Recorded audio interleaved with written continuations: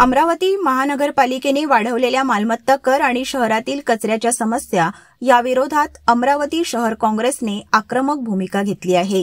या पार्श्वभूमीवर काँग्रेसने महापालिकेच्या प्रवेशद्वारासमोर ठिय्या आंदोलन केले। काँग्रेसच्या पदाधिकाऱ्यांनी आणि कार्यकर्त्यांनी भजन कीर्तन करत आंदोलनाला धार्मिक स्वरूप दिले। त्यांच्या प्रमुख मागण्या म्हणजे वाढवलेला अतिरिक्त मालमत्ता कर त्वरित रद्द करावा आणि शहरातील कचऱ्याचा निपटारा करावा।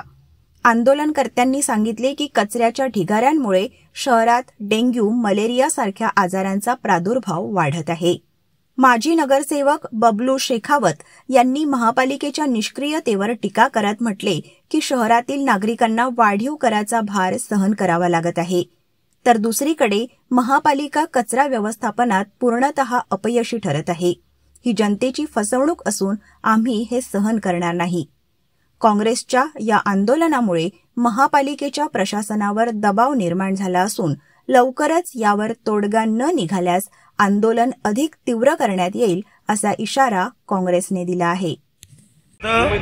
हे आंदोलन आम्ही आज इथं केलेलं आहे, त्याच्या मागचं कारण की साफसफाईच्या बाबतीत आणि टॅक्सच्या बाबतीत आयुक्तासोबत आतापर्यंत 4-5 मीटिंगा झाल्यानंतर आयुक्तांनी जे आश्वासन दिले होते साफसफाईच्या बाबतीत की माणसाची संख्या फिक्स करण्यात येईल, आयुक्तांनी ते आश्वासन पाळले नाही आहे। आज तुम्ही अमरावती शहरात पाहा ना, साफसफाईच्या बाबतीत धिंगाणा झालेला आहे, लोकांना इतकं त्रास होत आहे, पण हे बेशरम शासन आणि प्रशासन यांना लाज वाटत नाही की कचऱ्यामधूनही कमिशन खात आहे। तुम्ही पहा, आणि टॅक्स एवढा वाढवलेला आहे अमरावती शहरात, या लोकांना ग्रामपंचायतची सुद्धा सुविधा नाही आणि टॅक्स महानगरपालिकेचा, म्हणून या निगरकट्ट प्रशासन आणि शासन हे जागेवर आलं पाहिजे, म्हणून आज आम्ही इथं आंदोलन करत आहे।